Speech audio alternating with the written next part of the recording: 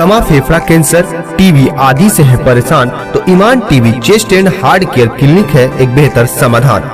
संपर्क करें डॉक्टर आजाद आलम से, centre point Chakiya road, Siwan. अंदर की मजबूती ही असली मजबूती होती है, जैसे सलूजा गोल्ड TMT सरिया, क्योंकि सिर्फ यही है 24 कैरेट गोल्ड की तरह असली स्टील से बना, जो दे आपके निर्माण को बेमिसाल मजबूती अंदर से। सलूजा गोल्ड TMT सरिया, गारंटी असली स्टील की, गारंटी मजबूती की। देखिए, आप सभी संवाददाता बंधुओं, इसमें प्रिंट मीडिया के भी लोग हैं और इलेक्ट्रॉनिक्स मीडिया के भी लोग हैं। आज प्रेस वार्ता हम इस मकसद से बुलाए हैं कि जैसा कि आप सभी जानते हैं कि आदरणीय प्रधानमंत्री श्री नरेंद्र मोदी जी कल 21 तारीख को अज्ञा मामदा में आ रहे हैं। वो सिवान जिले में वो जगह है, सिवान जिले के अज्ञा मामदा में वो आ रहे हैं। इस प्रेस वार्ता के माध्यम से हम एनडीए परिवार के सभी घटक दलों के कार्यकर्ताओं से, उनके समर्थकों से, उनके शुभचिंतकों से और आदरणीय नरेंद्र मोदी जी को चाहने वाले सभी आम जनों से हम अपील करते हैं, आप मीडिया के माध्यम से, कि सिवान के सभी प्रखंडों से, सिवान लोकसभा क्षेत्र अंतर्गत जितने प्रखंड, जितने पंचायत, जितने गांव आते हैं, हर बूथों से लाखों की संख्या में लोग सिवान जिले के अज्ञा मामदा गांव में जहां सभा मोदी जी की होनी है वहां पहुंचे और उनके भाषण को सुने। मोदी जी जब बोलते हैं तो देश के पूरे लोग सुनते हैं। तो उनकी इच्छा आकांक्षा रहती है कि मोदी जी सिवान आ रहे हैं तो सिवान की जनता को क्या संदेश देंगे। मैं समझता हूं कि मोदी जी के भाषण के बाद एनडीए परिवार के तमाम समर्थकों के अंदर, तमाम शुभचिंतकों के अंदर, उनके चाहने वाले लोगों के अंदर और जोश खरोश पैदा होगा और सिवान लोकसभा चुनाव क्षेत्र से जो एनडीए की उम्मीदवार हैं जनता दल से विजय लक्ष्मी देवी जी ऐतिहासिक जीत हासिल करेंगे। सिवान में अभी तक जो एनडीए जीतते रहा है उससे भी ज्यादा अंतरों से जीतेंगी। इसलिए हम तमाम समर्थकों से जोरदार अपील करते हैं कि वो सिवान के अज्ञा मामदा पहुंचे। ऐसे जो हमारे पास ग्राउंड की रिपोर्ट है, हम जहां से कहे थे एक गाड़ी, जनता ने 3-3 गाड़ी कर लिया। स्वतः स्फूर्त बहुत सारे लोग तो करेंगे हम लोग मोटरसाइकिल से ही चलेंगे, लेकिन हर जगह कहीं लोग बस से जा रहे हैं, कहीं मोटरसाइकिल से जा रहे हैं, कहीं 4 व्हीलर से जा रहे हैं। अजीब तरह का उत्साह। मैंने कुछ ऐसे जगह जहां हम लोगों का खबर नहीं किया था, वे लोग पता लगा लिए हैं कि मोदी जी सिवान आ रहे हैं और उनके अंदर और करीब हमको रात 1 बजे तक फोन आया कि रमेश जी मोदी जी आ रहे हैं, आप बताए नहीं। हम कहें करे भाई मीडिया के जरिए तो सबको पता ही है। तो हाँ, आप लोग एक ही, हम कहें नहीं, हम लोगों के जरिए भी सब जगह खबर कर दिया गया है। तो देखिए, यहाँ बीजेपी के जितने कार्यकर्ता हैं, जितने समर्थक हैं, लोजपा रामविलास के भी जितने समर्थक हैं, जनता दल के जितने कार्यकर्ता और उसके समर्थक हैं, आपको जीतन राम मांझी जी के जितने समर्थक हैं, राष्ट्रीय लोक मोर्चा उपेंद्र कुशवाहा की भी पार्टी के जितने समर्थक हैं, ये सब लोग जा रहे हैं। और अब तक मोदी जी हर लोकसभा चुनाव में सिवान आते रहे हैं। कभी ओरमा में प्रोग्राम उनका हुआ है तो कभी उधर श्रीनगर में हुआ है।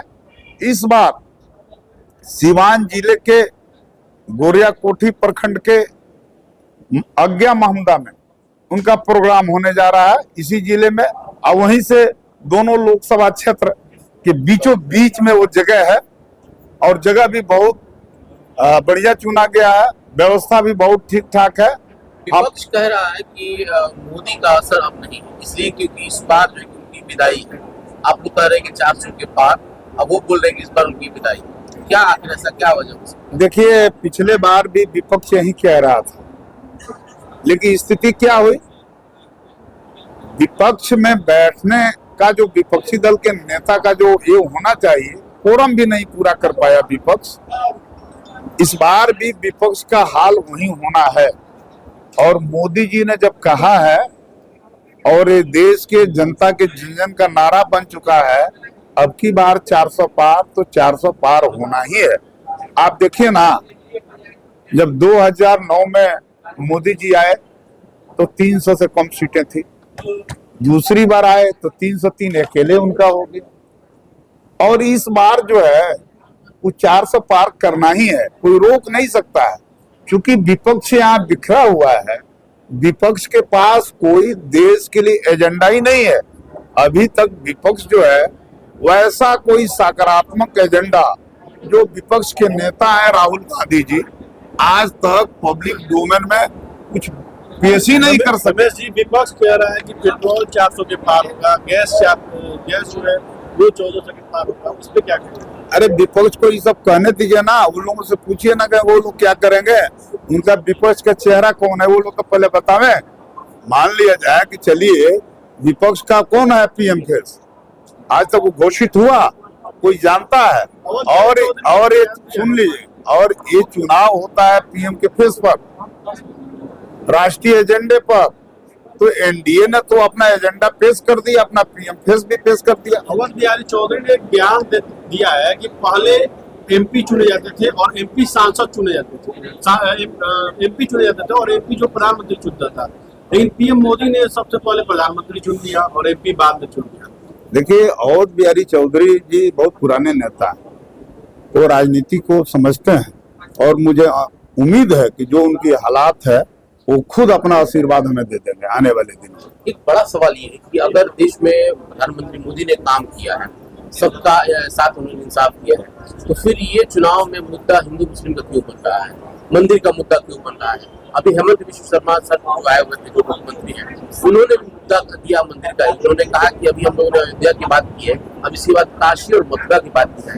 तो सवाल है कि जब आप लोगों ने काम किया है तो फिर ये मंदिर और मस्जिद का मामला क्यों आ रहा है? देखिए, ऐसा है, तब आप लोग नहीं जानते कौन नेता क्या बोल रहा है नहीं बोल रहा है, लेकिन एनडीए ने जो अपना ऑथेंटिक अपना विजन डॉक्यूमेंट जो पेश किया है, उसमें सारी मुद्दों पर बात हुई है, सारे मुद्दों को लोगों ने बताया है कि हम सत्ता में आएंगे अगले बार तो क्या क्या करेंगे। ये सब ठीक कुछ लोग अपने हिसाब से बोलते रहते हैं, और हमारे देश की जो सांस्कृतिक बनावट है, जो विशिष्टता है, उसमें कई ढंग से बातें होती रहती हैं। लेकिन बिहार के मुख्यमंत्री अपने विकास के एजेंडे में मांगते हैं और भाजपा के लोग अलग मांगते हैं। नहीं, सब लोग एक ही ढंग से मांग रहे हैं। कल मुख्यमंत्री ने कहा कि मदरसों को हमने जिस तरीके से जो दिया है वो चीजें एक अलग है बिहार में, और हेमंत बिश्व शर्मा जी कह रहे हैं हम मदरसों को बंद किया है। नहीं, नीतीश जी ने जो कहा वो करके दिखाए हैं ना, करके दिखाए हैं, और नीतीश जी का काम बोलता है और मोदी जी का भी काम बोलता है, काम के आधार पर ही वोट मिलेगा। अरे एक चीज बताइए ना, जो लोग यहाँ लड़ रहे हैं वो लोग कोई काम किया है?